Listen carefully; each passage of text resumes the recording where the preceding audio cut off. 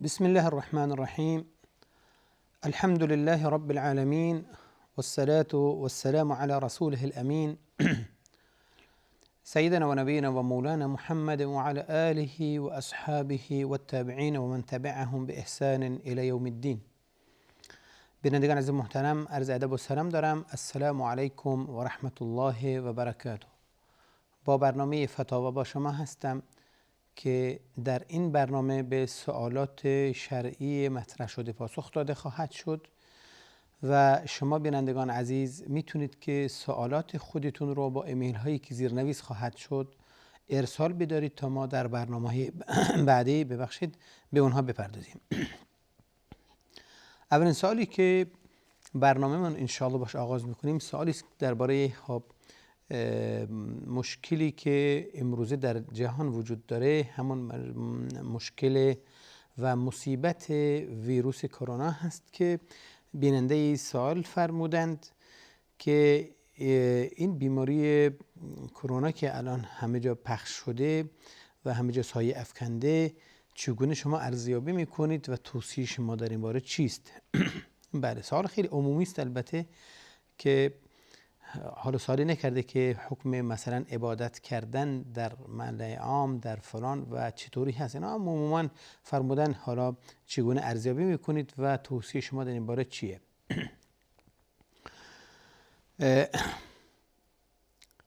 خداوند در آیه در سوره انبیاء میفرماید که کل نفس ذائقة الموت و نبلوکم بالشر والخیر فتنه و الینا ترجعون. همه کس میمیرن، هر موجودات زنده‌ای که بیان دنیا آخر طعم مرگ را خواهند چشید و ما مورد آزمایش قرار میدیم شما را، چه به اون چیزی که از خوشتون بیاد چه با مصیبتی به هر حال اون رو تعبیر کنید و بازگشت همه شما به سوی ماست. خداوند در جای دیگه میفرماید که و این یمسسک الله بضر فلا کاشف له الا هو و این یردک بخیر فلا راد لفضله یصیب به من یشاء من عباده و هو الغفور الرحیم. اگر خداوند تقدیر کنه که مصیبتی پیش بیاید و ضرری برسه، هیچ احدی نمیتونه جلوی اون رو بگیره مگر خودش،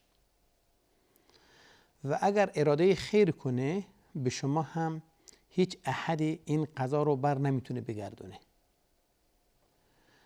و به هر کسی که بخواهد خواهد داد از بندگانش و او آمرزنده و مهربان است.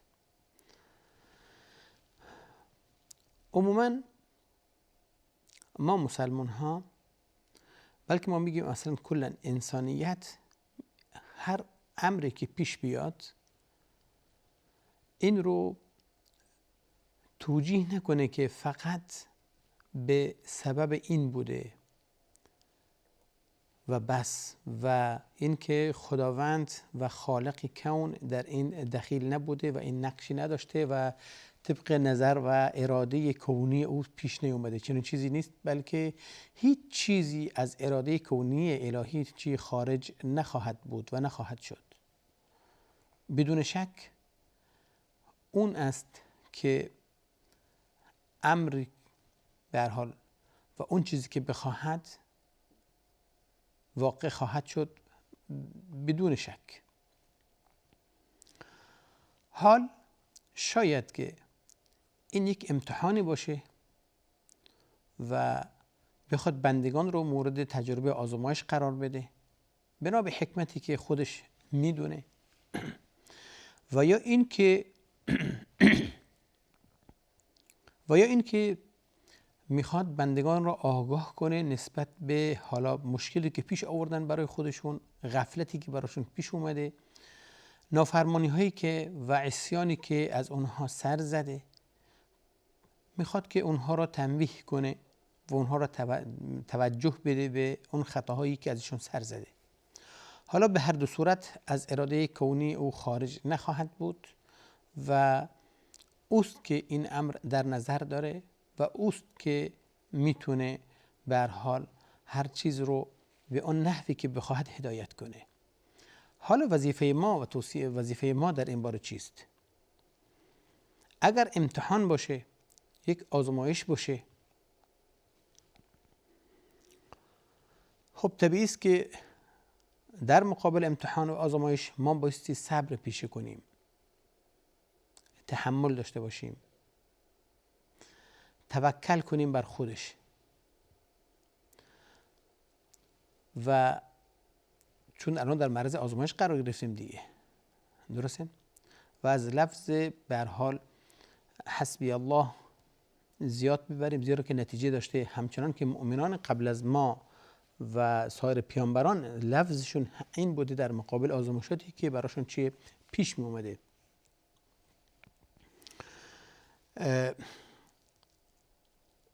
همانند افرادی که مانند صحابه کرام یاران رسول الله صلی الله علیه و سلم، وقتی که بهشون گفتن ان الناس قد جمعوا لكم فاخشوهم فزادهم ایمانا وقالوا حسبنا الله ونعم الوکیل فانقلبوا بنعمة من الله.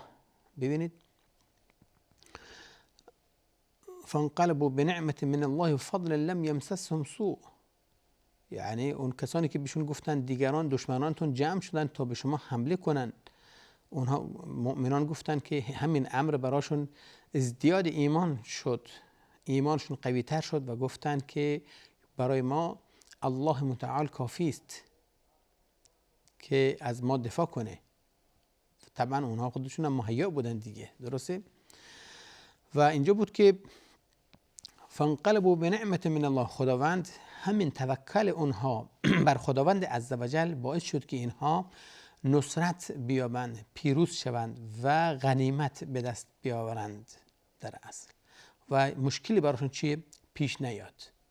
پس وظیفه ما شرعاً اینه که ما چیه؟ توکل داشته باشیم، صبر داشته باشیم، بردبار باشیم، حلیم باشیم در مقابل این، تا اینکه این ایام رو پشت سر گذاشته بشه.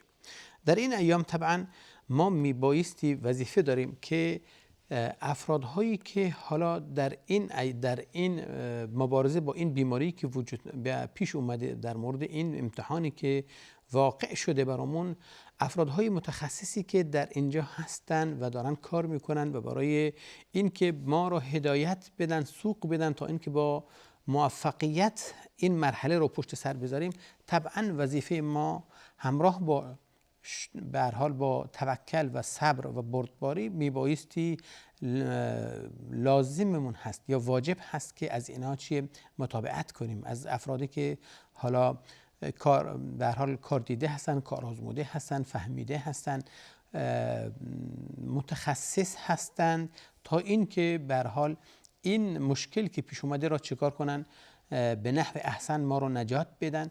پس لازم است که دستوراتی که اونها بیان میکنن و اوامری که به هر حال میدن چیه لازم الاجرا باشه و ما ازشون متابعت کنیم، ازشون پیروی کنیم تا اینکه به نتیجه برسیم. به هر حال این زمانی است که الان زمان بگیم که خب طبعا وقتی که این مریضی واقع بشه، خب یا این که زمانی است که پیشگیری میبایستی بشه، هنوز چیزی واقع نشده اما ترس و بیم وجود داره که به هر حال سرایت کنه. طبعا احکام و قوانینی هست که دستور میدن، لازم هست ما ازش پیروی کنیم. فکر کنید حالا افرادهای مریض نشدن در جامعه به هر حال این پیدا شده، لازم هست که چیکار کنیم؟ ما اون قواعدی که میبایست اجرا بشه تا اینکه وارد نشه و افرادها به هر حال دامنگیر دیگران نشه، لازم هست که چیکار کنن؟ حالا مثلا از گرد هماهی ها بپرهیزند، مسائل بهداشتی را خوب رعایت کنند، مشارکت نداشته باشند در جمع و گرد هماهی و جشن ها و از این مسائل ها، تا اینکه این زمان رو به خوبی بتونن پشت سر ببرن.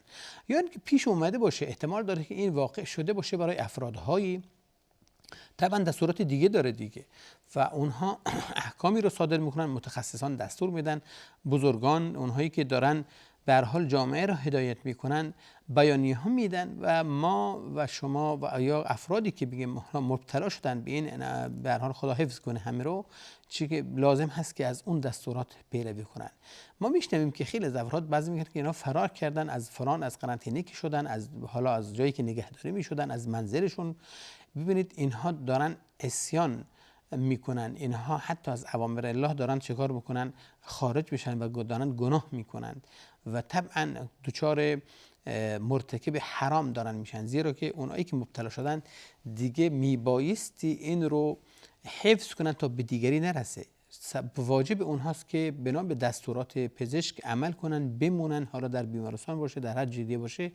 حق ندارن که اونها منزلشون از محل به هر حال محدد شده و معین شده اینها خارج بشن، بلکه طبق دستور میبایستی مراعات کنن و بمونن تا اینکه این شیوع پیدا نکنه این بیماری.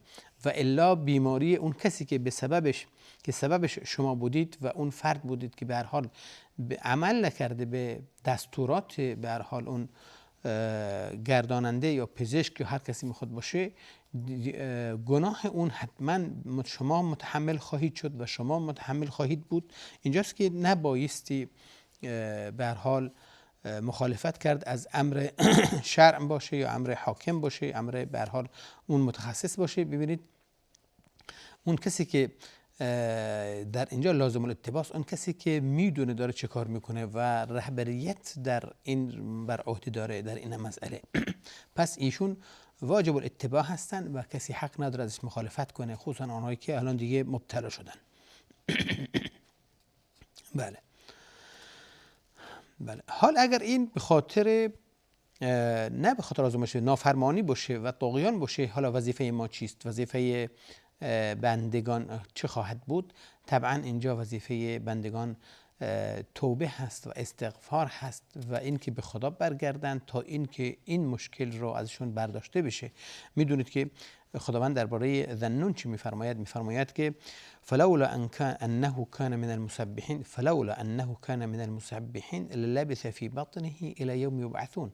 اگر نه این که ایشون زیاد تسبیح میگفتن و تسبیح الهی رو داشتن به هر حال میگفتن و الا در همون محل که می بود میمون تا قیامت، تا آخر قیامت. پس اون چیزی که ایشون رو از این هم و غم نجات داد، حضرت یونس علیه السلام و علی نبینا افضل الصلاة و تسلیم نجات داد، همون تسبیحات و ذکر و استغفارش بود. پس این استغفار و این تسبیحات طبعی است که کمک میکنه و یا میگه منجی انسان هست از چی؟ از این که این مشکل برداشته بشه.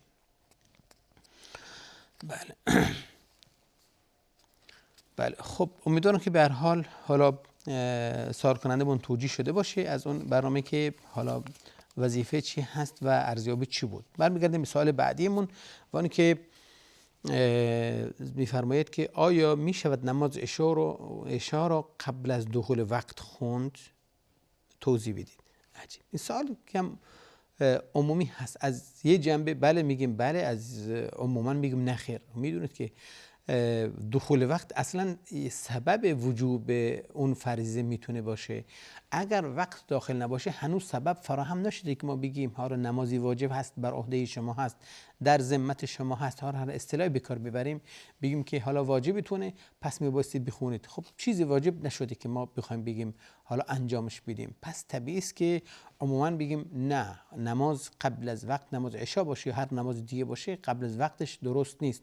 حالا اگر شما خسته هم باشید میخواید بخوابین، حق ندارین که نماز رو شرعاً واجبتون نیست که نماز قبل از وقتش بخونید. اما تبر این ادامه داره. اگر اجازه بفرمایید بعد از این میان برنامه این مبحث رو کامل خواهیم کرد. لا اله الا الله، لا اله الا الله. با سلام دوباره خدمت شما بینندگان عزیز محترم. برمیگردیم به سوالی که مطرح شده بود درباره خوندن نماز عشا. البته در سوال اومده بود قبل از وقتش. گفتیم که نه، عموما این درست نیست و صحیح نیست، زیرا که سبب فراهم نشده، سبب وجوب. اما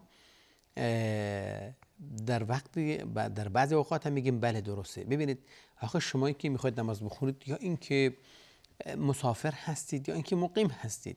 اگر مقیم هستید که گفتیم درست نیست زیرا که سبب فراهم نشده. اما اگر شما مسافرین، مسافر اینجا دیگه احکام خاص خودش داره.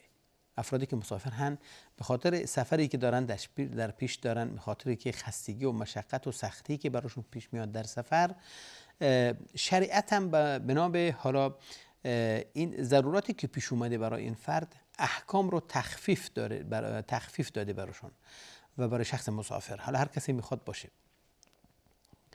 به عنوان مثال جمع نماز، میتونه نماز رو در قبل از وقت خودش بخونه. خب فکر کنید فردی میخواد سوار بشه و حالا هواپیما، کشتی، هرچی میخواد باشه، ماشین، طبعا وقتی که حالا از اول مغرب فکر کنید شروع شد دیگه، خب یا اینکه بعد از اذان حرکت کرده باشه نماز خونده، طبعا دیگه شاید دیر برسه نماز عشا، اینها میتونن نماز عشاشون رو چی مقدم بخونن قبل از دخول، زیرا که اینها مسافرن و شروط خاص خودش داره. البته دیگه میدونید که حالا سفر چی باشه و مسافت چقدر باشه، المهم این که شخص مسافر بیاد، یعنی عرفاً اون به عنوان مسافر بشناسن، درسته؟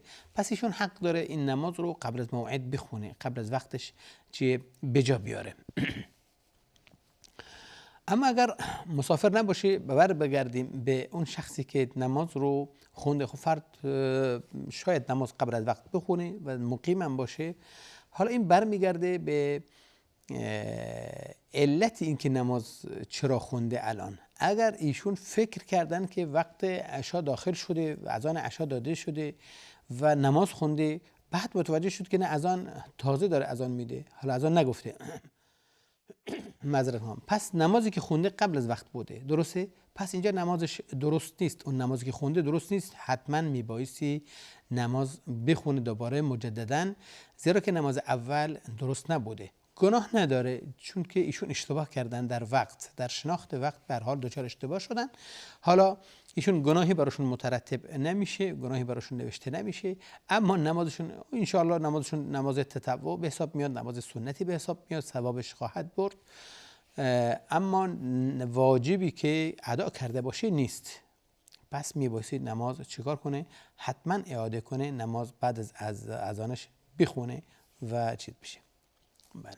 اما اگر تعمدن خونده و میدونسته و میخواد بخونه، طبعا اگر این علمش هم داشته باشه که این فعل حرام است و خطرناکه براش، از نظر ایمانی خطرناکه، درسته؟ یعنی این که یعنی تجاوز در حدود و در قانون الهی، درسته، در واجبات خود تجاوز که درستی است، محکوم هست و طبعا نمازش باطل هست و گناه هم داره، زیرا که یک نوع لجاجت داره به خرج میده. زیرا که میدونید که ان الصلاة کانت علی المؤمنین کتابا موقوتا، نمازها برای مؤمنان وقتش معینه، مشخص شده است، نوشته شده هست. دیگه هر چیزی در نماز در زمان خودش میبایسته خونده بشه، فقط درباره مسافر استثناست. برمیگردیم سوال بعدی که خواهری بیان کردن که من مال دارم، پول دارم، در بانک گذاشتم و شوهرم همچنین پول خودش داره که در همون بانک گذاشته. حالا هنگام زکات شوهرم میاد از پول خودش برمیداره و زکات ها رو پرداخت میکنه. حالا از اونجایی که من خانمشون هستم و نفقه من بر ایشون لازم هست و واجب هست، آیا این زکاتی که میده به جای مال منم خواهد بود یا نه؟ بله. خب متوجه شدین دیگه، داره خواهرمون میگیم زرنگ بازی داره در میاره. اونجایی که تصرف کردن در مال هست، حالا در شاید بگیم خرید و فروش و این مسائل، مال خودش جداست، به اسم خودشه، هیچ کس نمیتونه برداره، درسته؟ نگذاشته به عهده شوهرش، نگذاشته به هر حال که حالا با مال شما مخلوط باشه، مثلا هر کاری میخوای بکنید. ببینید حساب خودش جداست، حساب ایشون هم جداست، چنانچه که خودشون بیان فرمودن. اما هنگام دفع زکات که هست، درسته، اینجا میخواد حالا دنبال راهی میگرده که اون شوهر کارهایی کرده، صدقه‌ای که داده، زکاتی که داده، مال ایشون هم به حساب بیاد دیگه، درسته؟ بله، چنین چیزی نیست. ببین مال همچنان که اینجا مال شماست و خودتون حساب خاصی دارید و به اسم شماست، کسی نمیتونه تصرف کنه درش به جز خودت، پس حق و حقوقی که برمیگرده بر اون مترتب میشه بر این مال هم به عهده شماست که جوابگو باشین. درسته؟ میدونید که هر کس مال او به ثبت رسیده باشه ملکیتش مال او باشه، دیگر احکامی که مترتب میشه بر این مال از زکات و هر چیزی که میخواد باشه، صاحب مال هست که میبایستی عهده دار بشه. خذ من اموالهم صدقه، من اموالهم، هر کس اون مالش میبایستی صدقش رو بده، پرداخت کنه. درسته؟ بله. پس بنابراین زکات مال شماییست که میبایستی بدید. البته شروط داره در زکات رسیدن، حالا اگر به شرط اینکه مالتون زکاتی باشه. مثلا قیمت حالا 85 گرم طلای خالص عیار 24 باشه، قیمتش که در بازار چند هست به عنوان مثال، حالا این مبلغ شما در حساب داشته باشین و همچنین در مدت یک سال، در طول یک سال قمری 12 ماه این مبلغ بوده باشه و زیادتر، درسته، کم نشه. در این صورت شما زکاتتون واجب هست و مقدارش هم 2.5% هست، یک چهلم هست که شما میبایستی از پول خودتون بدین. حالا این که از اون بر ندارین، از جای دیگه داشته باشین بدین، پرداخت کنین، مانع ایجاد نمیکنه. ببخشید این مشکل ایجاد نمیکنه که شما از پول خودتون بخواید زکات مال خودتون بدید که حالا در فلان حساب دارید، مانعی نداره.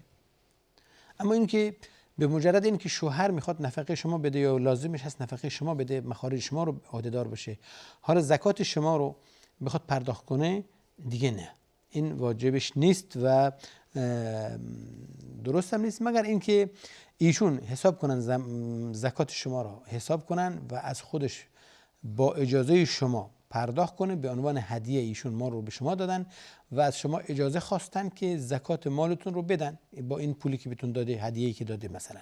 خب اینجا اگر شما اجازه بدید میگیم که معذرت میخوام اینجا چیه؟ اینجا اولش ایشون به شما مال رو بخشیدن، یعنی مال در اصل مال شماست. درسته؟ شما میتونستید که تصمیم بگیرید که دست رو در نکن از اون هدیه که دادید، اما این هدیه بذارید برای چیزی لازم دارم، نمیخوام زکاتشو بدم الان، به عنوان زکات پرداخت کنم. خب تموم شد، میتونستید دیگه. درسته؟ پس این مال بر الان که بهتون هدیه داده مال شماست. خب اگه بخواد شما اجازه بدین که زکات به هر حال که اون چی بر عهده شماست پرداخت کنه از اون مالی که بهت هدیه داده، معنی نداره. اما این که لازمش باشه پرداخت کنه زکات مال شما و پول شما، دیگه نه، این واجب نیست.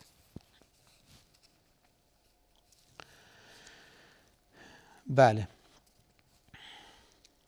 برادری پرسیدن که آیا میتونیم نماز جنازه رو به تأخیر بندازیم تا اون افرادی که نمازشون کامل شده نمازشون کامل بخونن، یا افرادهایی که نماز سنت بعدیه دارن میخونن نمازشون تمام کنن، آیا این جایز هست یا نه؟ بگیم بله جایزه. میت آوردن در مسجد هست، مردم نماز فرض خوندن، افرادهایی نرسیدن، خب اولاتر اینه که باید صبر کنیم تا اونها نمازشون چیه بخونن، مزاحمت براشون ایجاد نشه، تشویش اذهان براشون پیش نیاد، فکرشون به هر حال و خضوع اونها ما به هم نزنیم. درسته؟ و افرادهایی که حالا عادت دارن سریع نماز بعدی رو میخونن، اون نماز بعدیشون خونده بشه و بعد ما میتونیم نماز جنازه بخونیم و مشارکت هم بیشتر خواهد شد دیگه. حالا اگر افرادهایی مشغول عبادت خودشون باشن، نماز خودشون باشن، ما هم میخوایم مثلا نماز جنازه بخونیم. درسته؟ اینجاست که خب تعداد کم خواهد بود دیگه، کمتر خواهد بود. اگر ما صبر کنیم طبعا اینها چیه بیشتر مشارکت بیشتر خواهد بود و این تضادی نداره با این حدیث که حدیثی است که در صحیحین که حدیث مرفوع است از رسول الله صلی الله علیه و آله میفرمایند که اسرع بالجنازه فان ذلك فان تك صالحه فخير تقدمونها الیه. ببخشید علی کل حال. بله، رسول الله صلی الله علیه و آله میفرمایند دستور بدن که اسرع بالجنازه، میگه جنازه رو سریع انجام بدید، سریع ببرید، سریع پیش ببرید یا سریع حرکتش بدین، زیرا که اگر نیک باشه، فرد نیک باشه، پاک دامن باشه، صالح باشه، چه به اون رو به خیر دارید تسریع میدید، یعنی بهش میرسونید، و اگر غیر از این باشه فشر تدعونه عن رقابکم، و به هر حال یک مزاحمتی است که دارید از خودتون رها میکنید، از گردن خودتون میندازید. درسته؟ وزنه است که دارید به هر حال از گردن خودتون میندازید.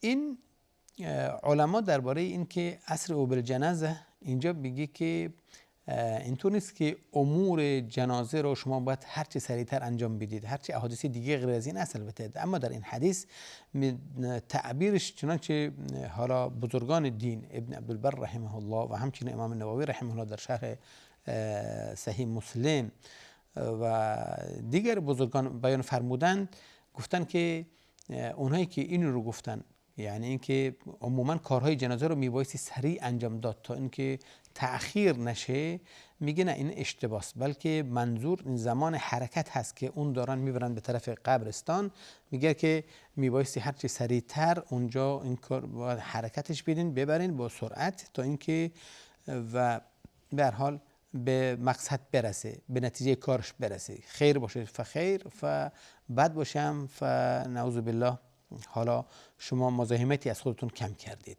و همون قسمت دومی که داره میگه بیانگر و تعبیر و تعویل همون قسمت اولش هست. به هر حال این هست و علما این رو بیان کردن، در چنانچه خدمتتون عرض کردم. چنانچه امام نووی میفرماید که مراد حدیث و اون چیزی که علیه الجمهور علما و جماهیر علما استحباب الاسراء بالمشي بها، یعنی مستحب بودن این که سریع حرکت بشه، نه این که تمام کارهاش رو عموما. پس ما بهتره و اولاتر این که ما صبر کنیم، اونهایی که دارن نماز میخونن مسبوق هستن نمازشون تمام بشه، نمازشون پایان بیابه، و همچنین افرادی که حالا عادت کردن به هر حال به سنت خوندن نماز سنتشون بخونن، بعد بیان وارد نماز جنازه بشن. بله.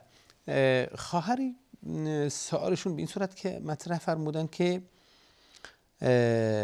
میگه من در زمان عادت ماهیانه، در رسیدن زمان عادت ماهیانه دچار اشتباه شدم و نماز عشا و فجر نخوندم به این فکر که الان زمان عادت هست، اما بعد متوجه شدم که نه، اشتباه کردم، به هر حال در موعدش دچار اشتباه شدم. حالا چند سوال اینجا ایشون کردن که اولا خب گناه دارن یا ندارن، نمازاش چیکار کنه، آیا الان چون به خاطر حالا عادت ماهیانه که فکر میکرده البته نمازش غسل لازم هست یا لازم نیست، و اظهاراتی کرده که انشالله بعد از میان برنامه ما بهش خواهیم پرداخت.